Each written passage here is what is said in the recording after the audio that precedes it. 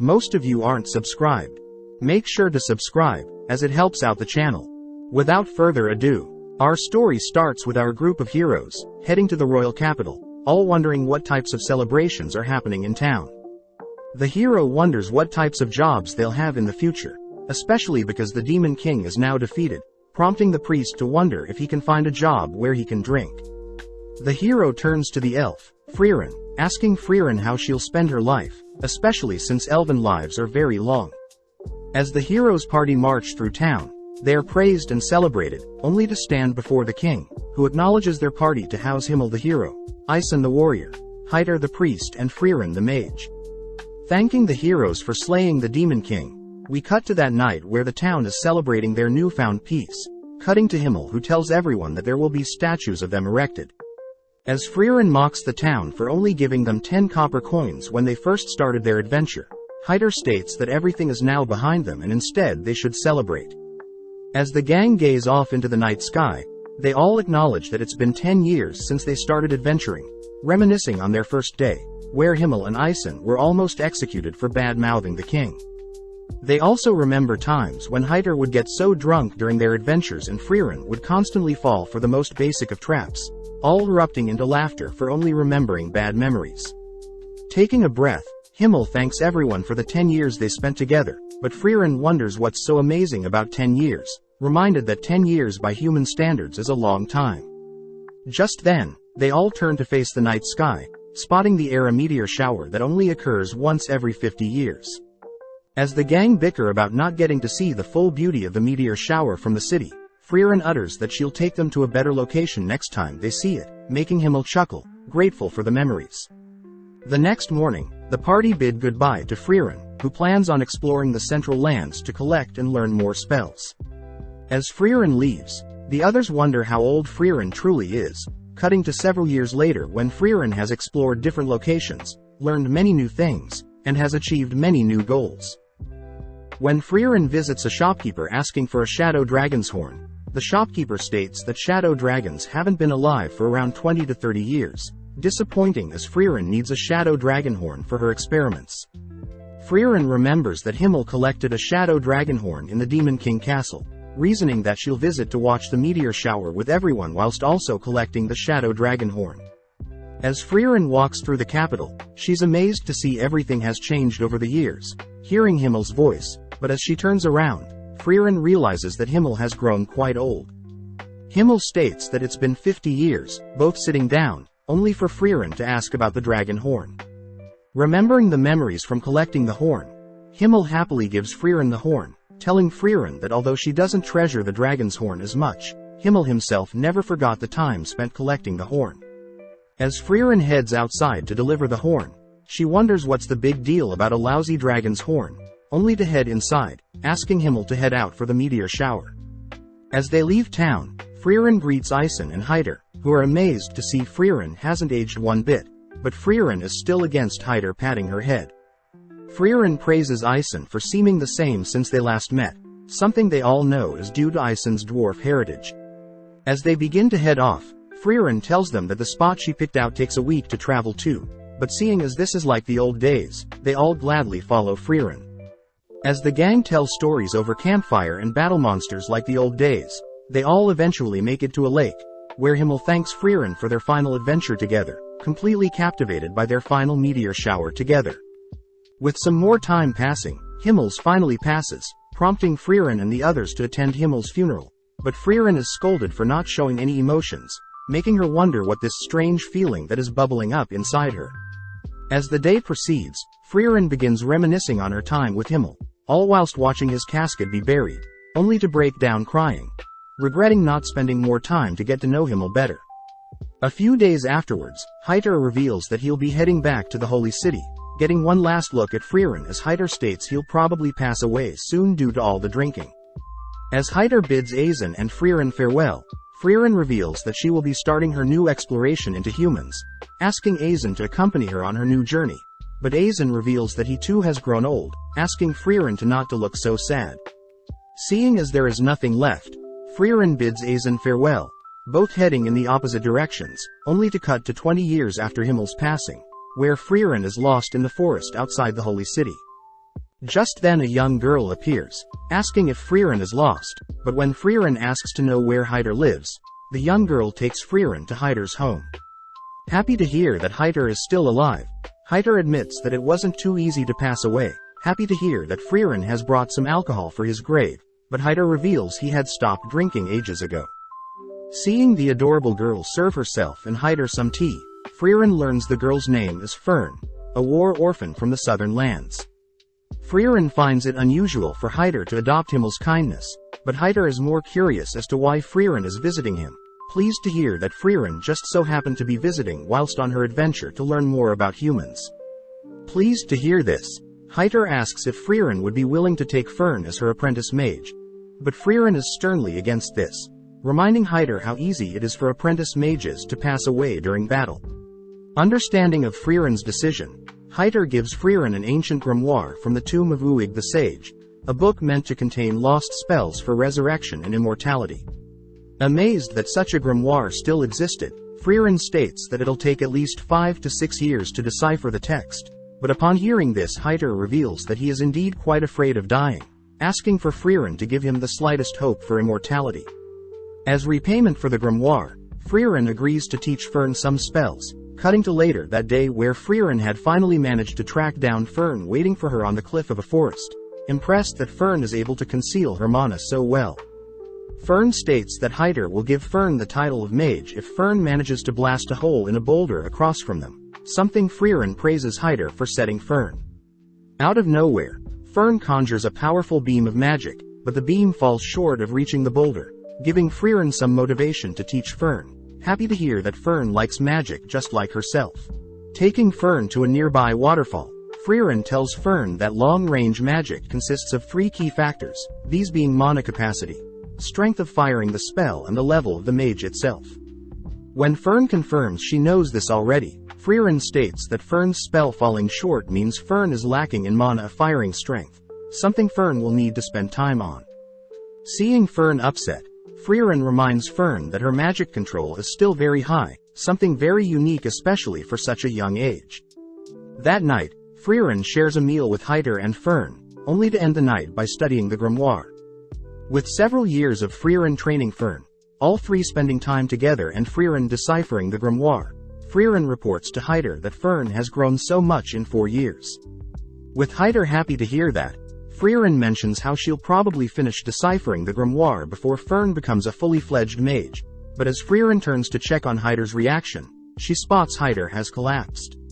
As Frieren moves Heider to his bed, Heider apologizes for the trouble, asking Frieren to not look so sad. With Frieren promising to decipher grimoire fast, Frieren first heads out to inform Fern that Heider has collapsed, asking Fern to halt her training to look after Heider. Sadly, Fern states that if she stops now, she won't be able to show Heider how strong she's gotten before Heider passes, revealing that Heider was the one that saved her. Flashing back, a young Fern is seen grasping onto a necklace with a picture of her family, wondering if she should take her own life. Out of nowhere, Heider appears, advising Fern to reconsider her actions as Heider once had a friend that had passed away. Heider states that his friend was the epitome of justice, and Heider had wished that his life was taken instead of his friend, but since his friend is no longer with him, Heider states that he'll stay alive to ensure the memories of his precious friends live on. With the young Fern remembering the memories she had with her family, Fern in the present declares that Heider had always feared of leaving Fern alone. Therefore Fern states that she wants to show Heider she can fend for herself before Heider passes away. With Frieren understanding Fern's wishes, Frieren states that she'll allow Fern to do as she pleases, heading back to continue deciphering the grimoire. As more time passes, Fern is seen continuing to improve her mana capacity and firing strength, all whilst Frieren finishes up deciphering the grimoire, only to ask if Heider already knew the grimoire didn't contain any spells to bring back the dead nor immortality. Heider reveals that magic for immortality doesn't exist, happy to hear that Frieren now considers Fern a mage, meaning Frieren can finally take Fern with her on her travels. With Frieren realizing Heider had tricked her into training Fern, Heider states that her reward is in the nearby drawer, asking for Frieren to take Fern and leave by tonight. Frieren calls out Heider for trying to act tough, revealing that Fern has been waiting to say goodbye to Heider, breaking down as Frieren orders Heider to spend his remaining time with Fern. As Frieren goes on a walk, Frieren learns that Heider had saved Fern, knowing that Himmel would have done the exact same thing, leaving Heider and Fern alone, only to confirm that Fern had managed to reach the boulder. The next day marks the death of Heider, prompting Fern and Frieren to pour out some booze on Heider's tombstone, only for them to head elsewhere. With 26 years passing since Himmel's death, Fern and Frieren continue to adventure together, both completing tasks in order to acquire new spells. Their most recent spell produces warm tea, whereas some previous ones involved removing rust from bronze statues and turning sweet grapes sour. As the two head to their next adventure, they meet up with an old lady, guided to an old statue of Himmel. The lady reveals that her town was attacked by a monster years ago, but luckily Himmel had arrived and saved them, ultimately leading to a statue of Himmel being made of him. When the old lady mentions how sad it is to see the statue all beat up, Frieren corrects her, stating that it's Himmel's fault for accepting a statue of himself be made, something that reminds the lady that there was an elf with Himmel at the time. Without saying any more, Frieren helps clean up the statue, pleasing the lady, but the old lady finds it sad that the scenery around the statue is too plain. Before Frieren can use a spell to grow some flowers, Frieren suddenly remembers Himmel's favorite flower, the blue moon weed. As the old lady takes them back to her home, she's surprised to hear Frieren knows about the blue moon weeds, as they used to grow in a nearby forest, but have since long died out. Seeing Fern acting weird, Frieren asks to see what Fern is hiding, discovering that Fern has been hiding seed rats in her coat, intending on setting them free.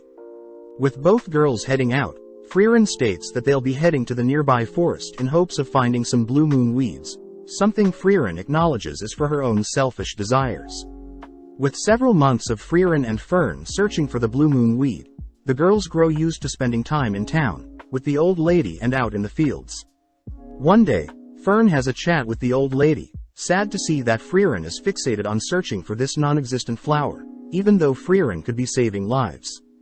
Hearing Fern so intellectually convey her feelings, the lady hands Fern a bag of seeds, asking Fern to tell Frieren how she truly feels.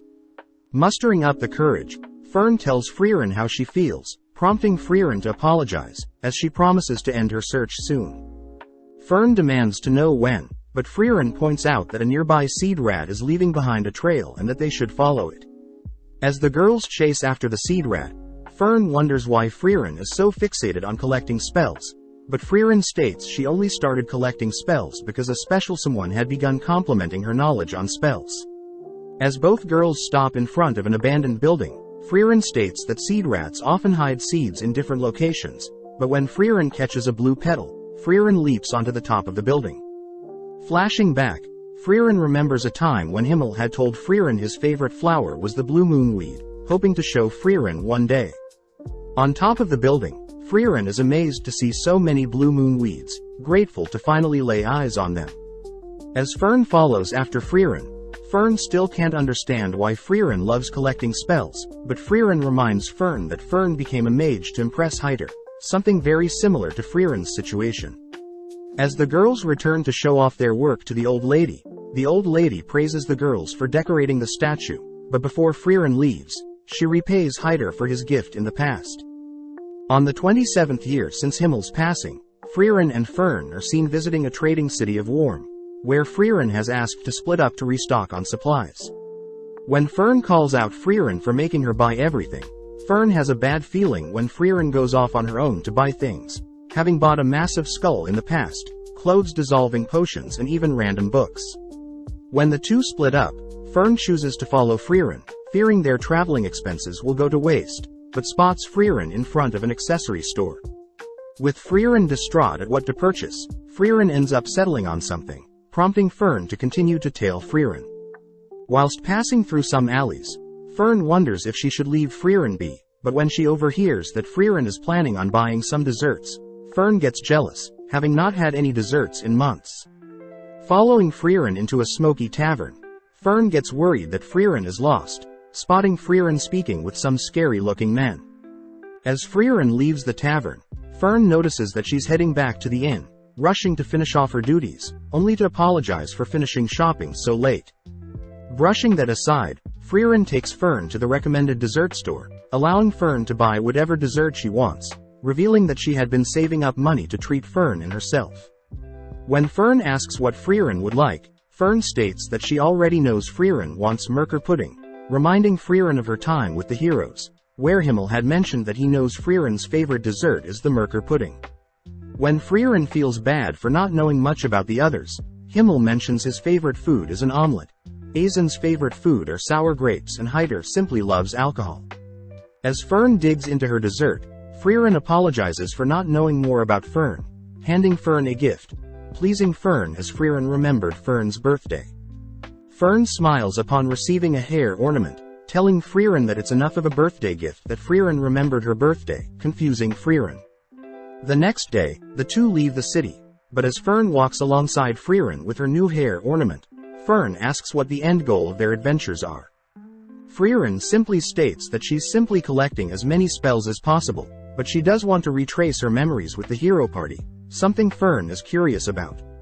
When Fern walks beside Frieren, Frieren realizes that Fern is now 16 and taller than her, but gets jealous at how Fern has already outgrown her in other areas. In the forest of Grobe, Frieren is seen testing out Fern's defensive spells, pointing out how the gaps in Fern's barrier will be the downfall. When Frieren fires multiple projectiles, Fern manages to block with a simple barrier around her body, but ultimately runs out of mana. As the two continue through the forest, Frieren reminds Fern that defensive magic is powerful, but it depletes mana very fast, therefore it's best to only cast barriers at the points of impact. As they both cross a river, Fern states that she simply needs to master a single defensive spell, but Frieren scolds her for not reading the book she gave her, as magic theory is just as important as practical applications. Finally arriving at a village, Fern wonders what spells Frieren intends to collect at the village, but Frieren states that she's here for other reasons. Upon approaching some villagers, a village elder immediately recognizes Frieren's white elven hair, leading Frieren to where Qual was sealed. Along the way, Frieren tells Fern that Qual is the Elder Sage of Corruption, a demon that terrorized people for 80 years, up until Himmel and his party sealed him. When Frieren wonders how the Elder knew who she was, the Elder reveals that Himmel would always visit up until his passing, but spoke highly of Frieren, stating that she would take over and watch the seal when Himmel's was gone. Upon arriving at Qual's seal, Frieren confirms that the seal is indeed weakening, but Frieren will break the seal and defeat Qual the next day. With Fern and Frieren staying the night, Fern deduces that Frieren was the one that sealed Qual, wondering why the heroes choose to seal the demon. Frieren reveals that their party were unable to defeat the demon, as Qual was a powerful mage, having invented the Zoltrak piercing spell, first of its kind that could pierce any sort of defense and destroy the target's body. Legend says that 40% of adventurers and 70% of mages were defeated by that single spell, but hearing something so powerful, Fern wonders how Qual can be defeated, but Frieren reveals such a powerful spell has its downsides. When Fern continues to ask more questions, Frieren scolds Fern for not reading the book she gave her, stating that Fern will have her questions answered tomorrow. With the big day arriving, the two girls stand before Qual, only for Frieren to warn Fern to be on guard, all whilst Frieren lifts Qual's seal. Glad to be free, Qual learns that he's been sealed for 80 years and that the Demon King had been defeated in his absence. Annoyed, Qual proceeds to cast his Zoltrak, prompting Frieren to instruct Fern to erect a barrier, but when the dust clears, Fern's barrier manages to easily block Qual's killing spell. With Fern demanding to know why her basic barrier was able to block such a deadly spell, Frieren reveals that ever since Qual was sealed away, all of humankind had dedicated resources to studying and defending against the killing spell.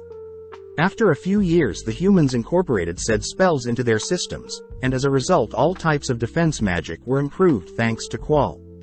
Amazed at what the humans were able to develop in the 80 years that he was sealed, Qual analyzes Fern's barrier, noting how the barrier changes depending on the type of offensive magic, meaning the spell consumes a huge amount of mana. As Qual erupts with power, Frieren orders Fern to protect both of them as efficiently as possible, prompting Fern to erect barriers only in the location of Qual's projectiles.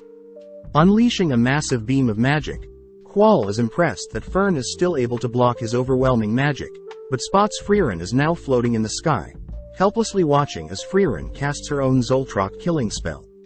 As Qual begins to disappear, Frieren and Fern head back to the village where Frieren is thanked by the village elder, grateful that they can now live in peace.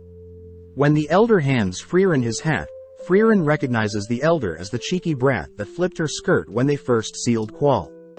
As the girls leave by carriage, Fern is seen finally reading the book Frieren gave her, but Frieren is glad that she could fulfill Himmel's trust and bring peace to the village once and for all. With the girls heading over to the Grants Channel, Frieren is sad to see the beach is littered with debris, unfortunate as the nearby village used to all clean the beach, but now there isn't enough manpower to tidy up the beach. The village elder requests that Frieren clean up the beach, handing Frieren a grimoire belonging to the legendary mage Flom, but Fern notices something suspicious. As Frieren accepts the offer, the elder leaves for now, but Fern states that she believes the grimoire is fake, something that Frieren already knows.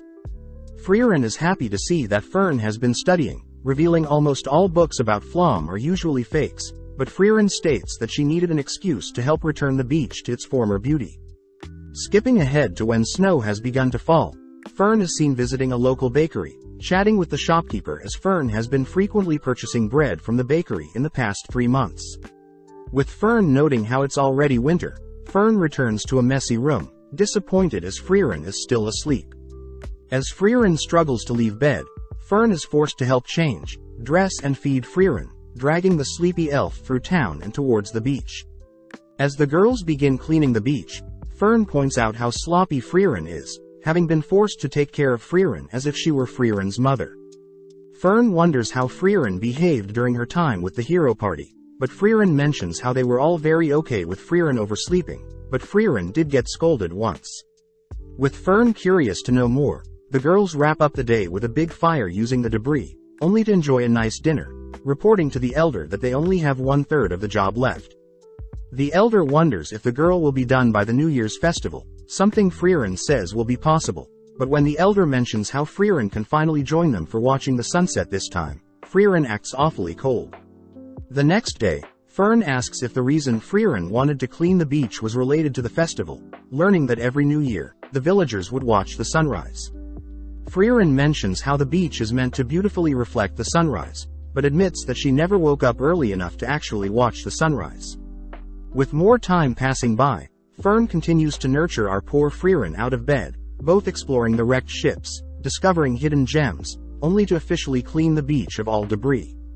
Completely mesmerized by the beach's beauty, the elder asks if Frieren will be joining them for the sunrise this year, shocking Fern when Frieren agrees to wake up early to see the sunrise.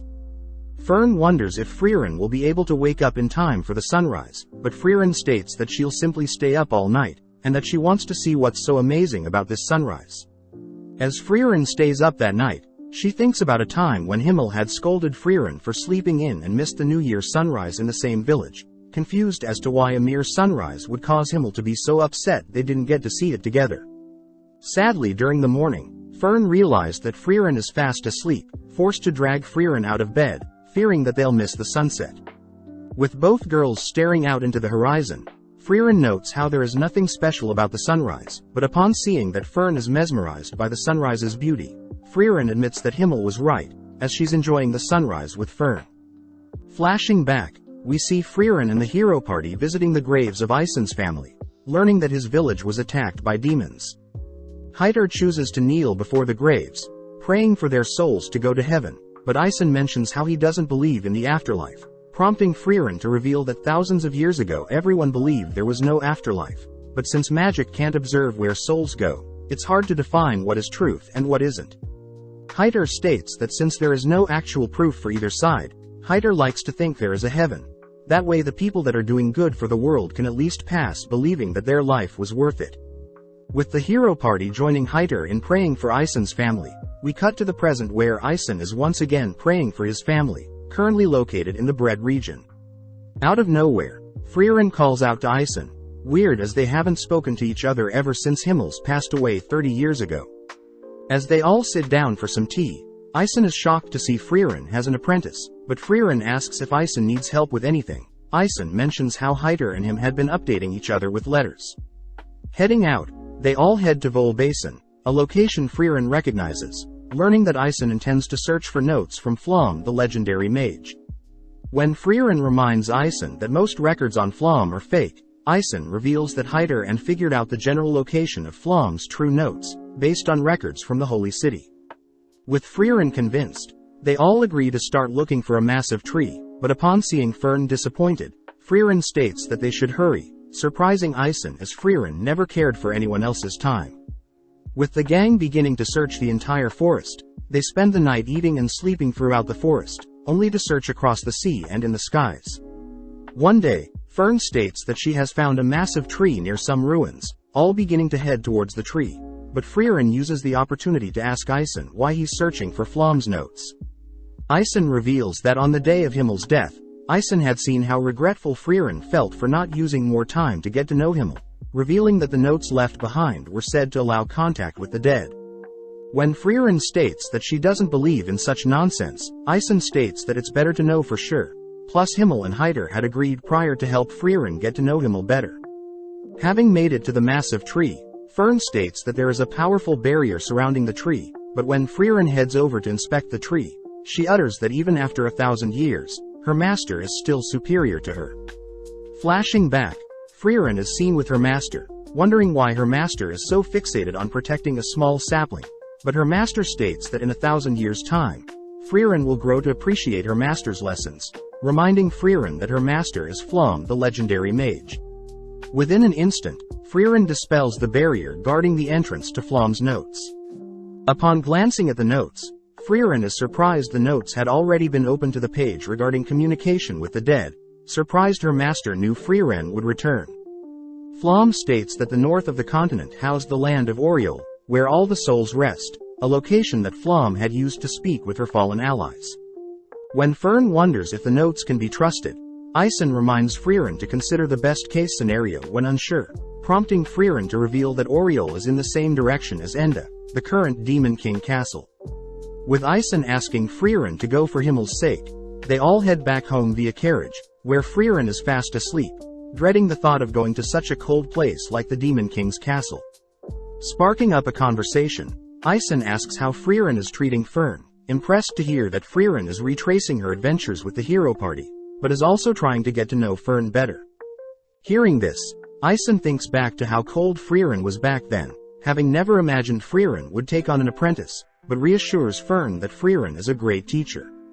As they all return to Ison's home, Ison apologizes for not coming with them, checking to see if Frieren remembers the path to Enda, relieved to hear Frieren still remembers it through the Will region, across the Regal Canyon and past the northern land checkpoints. As Frieren begins to leave, Ison informs Fern that it'll be a 10-year adventure, reminding Frieren of her adventure with the hero party, but Frieren states that it won't take too long.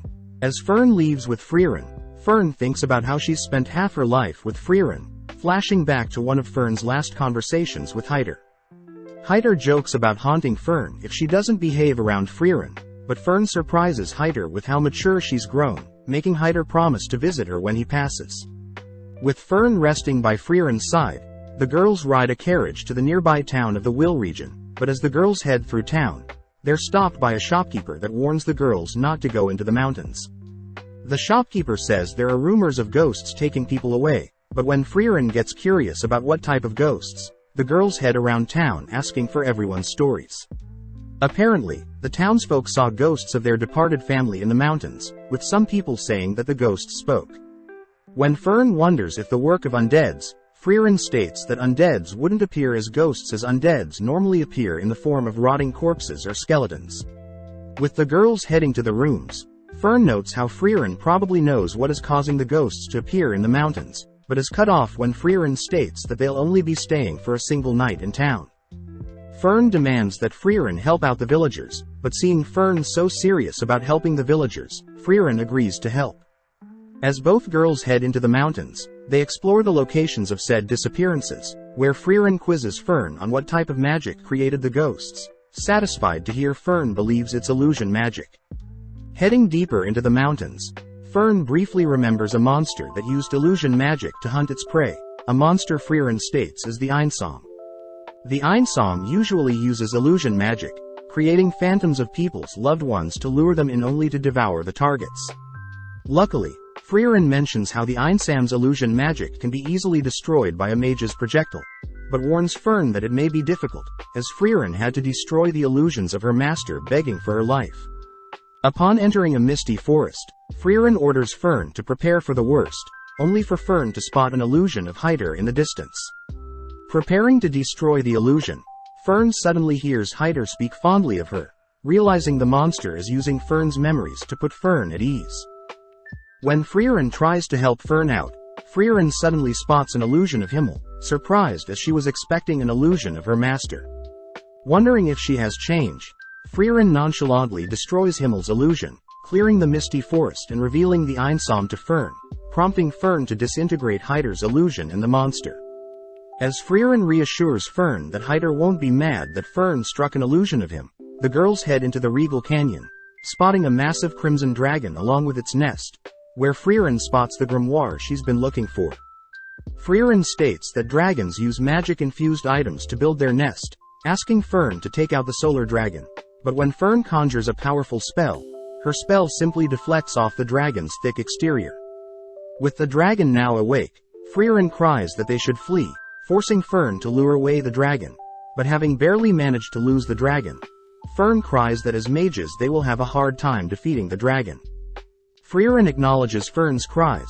Frieren states that they'll need some help, flashing back to when Frieren and Aizen were camping out in the forest. Aizen states that he has an apprentice of his own by the name of Stark, stating that he'll be a great frontliner for Frieren's adventures and that Stark lives in the village near the Regal Canyon. As the girls visit the nearby town, they wonder why the villagers aren't more afraid of the nearby dragon, but Frieren asks why Frieren wants grimoire so badly. Frieren reveals that the grimoire has a spell that allows mages to see through clothes, weirding Frieren out, but out of nowhere an old lady states that Stark wants to meet the girls.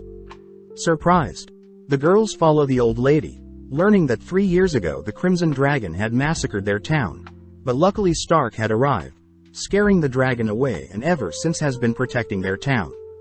Upon arriving near a massive rocky wall, Stark is seen playing with some town kids, asking Frieren and Frieren to not agitate the dragon so much. Stark tries to point out that he received a mark from a shadow dragon, but Frieren simply asks for Stark to drop the act. When Stark learns that Frieren used to adventure with Aizen, Stark asks for the old lady and kids to give them some privacy, revealing that he's proud that he abandoned Aizen. Frieren asks why Stark doesn't just slay the dragon, but Stark wants to know why the girls are here, learning that they've come to recruit Stark and also want the grimoire in the dragon's nest. Stark gets confused as to why Frieren wants the grimoire so badly, but doesn't mind joining Frieren's party, but reveals that he has had trouble defeating the dragon, asking for Frieren's help. Frieren states that they can defeat the dragon together if Stark distracts the dragon for 30 seconds, but upon seeing Stark refuse such an offer, Frieren deduces that Stark has never fought a monster before. Stark breaks down, begging for Frieren's help, admitting that when he first confronted the dragon, he was so scared seeing the beast, but strangely after a while the dragon flew away and Stark was praised by the villagers. With Frieren disgusted by how pathetic Stark looks, Frieren states that she has full faith in Stark, heading over to a massive fissure in the nearby wall, only to sense something. As the girls leave, Frieren states that they'll be meeting back here tomorrow, hinting at the fact that Stark should use this opportunity to grow. That night, Frieren and Frieren enjoy a nice dinner, all whilst the villagers praise Stark for being a kind person. Frieren still can't help but see Stark as a cowardly boy, but Frieren brings up the first time Frieren fought a monster, apologizing for teasing Frieren. With the girls heading back to their inn, Frieren wonders why the dragon doesn't just attack the village, but Frieren hints at the fact that it may be Stark, suggesting that Frieren visits Stark if she's curious about who he is. With Frieren heading to visit Stark, Frieren sits in her room, thinking back to when she had asked Aizen if Stark is strong. Aizen reveals that Stark was the only person to have fled like a coward when the monsters attacked his hometown, someone Aizen states is exactly like himself, hence he taught Stark everything he knew.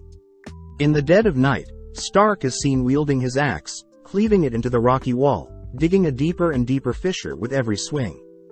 Check out one of our other videos on the screen or in the info card above. Subscribe, like and comment.